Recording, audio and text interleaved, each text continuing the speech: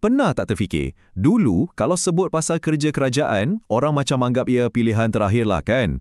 Tapi hari ini, ia jadi rebutan berjuta-juta rakyat Malaysia. Macam mana satu pekerjaan yang dulu orang pandang sebelah mata, kini jadi obsesi satu negara?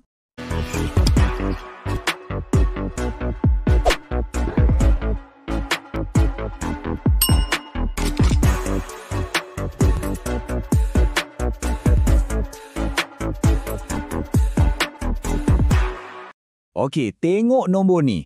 44.5 juta. Biar saya ulang, juta.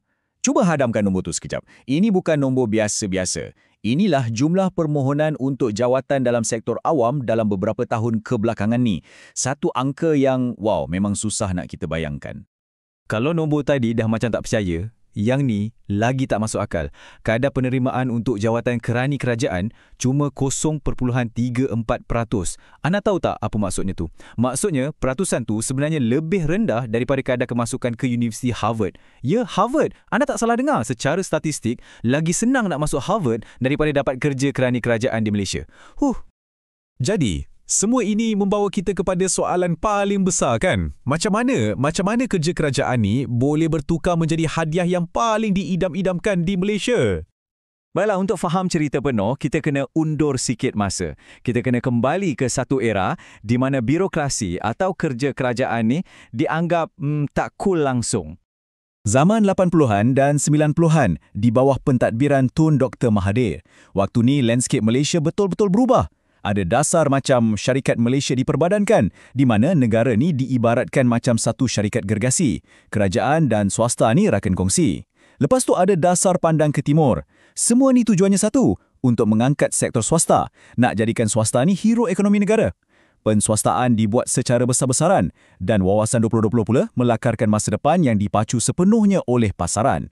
Pendek kata, kerajaan seolah-olah cakap, okey, kami undur sikit bagi swasta pula yang jadi enjin utama negara. Jadi apa jadi pada perkhidmatan awam masa tu? Inilah imejnya. Orang cakap ia gemuk, tak cekap, susah nak berubah. Pendek kata, semua ciri-ciri yang Malaysia baharu nak tinggalkan. Dan kritikan ni bukan setakat datang dari kedai kopi tau, ia datang dari pucuk pimpinan sendiri. Jadi bayangkanlah, kalau anda seorang yang muda dan bercita-cita tinggi masa tu, adakah kerja kerajaan nampak menarik? Memang tak kan? Dan hasilnya? Tengok nombor ni, 9.2%. Ini purata pertubuhan KDNK tahunan kita dari tahun 91 hingga 97. Memang gempak. Ekonomi tengah meletup. Waktu ni memang ada macam gold rush ke sektor swasta. Semua orang nak ke sana. Gaji tinggi, peluang tak terbatas. Siapa yang tak nak kan? Bakat-bakat terbaik negara semua menuju ke sektor swasta. Tapi, macam semua pesta, ia akan berakhir. Macam semua gold rush, emas tu tak akan ada selamanya. Janji-janji manis sektor swasta tu perlahan-lahan mula nampak retak. Inilah punca utamanya. Carta ni tunjuk satu masalah besar, ketidakpadanan. Antara tahun 2010 hingga 2017, universiti kita keluarkan ramai sangat graduan. Ramai yang pandai-pandai. Tapi, ekonomi kita tak dapat cipta kerja berkemahiran tinggi yang cukup untuk mereka semua. Jadi, ada lambakan graduan, tapi kerja yang sesuai tak cukup. Ibaratnya, kita ada ramai juruterbang, tapi tak cukup kapal terbang. Dan bila jadi macam tu, apa kesannya? Gaji. Gaji permulaan menjunam teruk. Bayangkan, RM1,800 sebulan.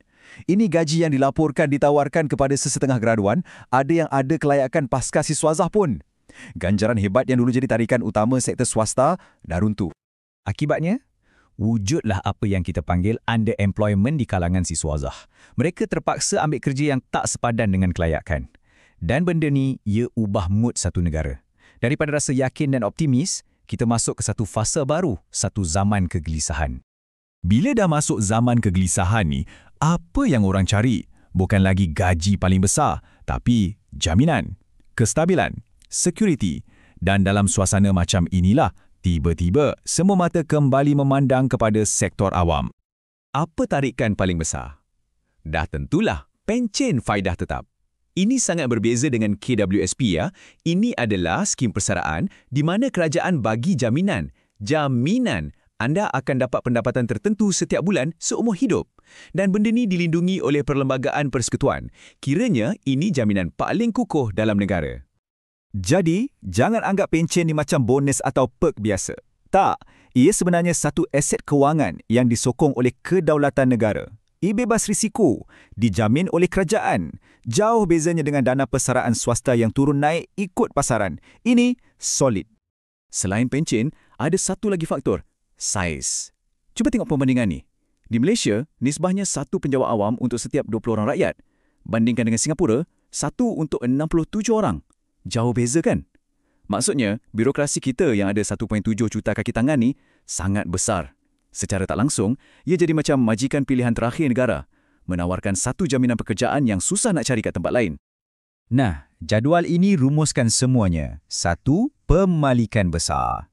Tengoklah, zaman Mahathir dulu, prestij kerja kerajaan rendah, orang kritik. Sektor swasta, ganjaran hebat. Dan rakyat pula, berani ambil risiko. Sekarang, terbalik 180 darjah.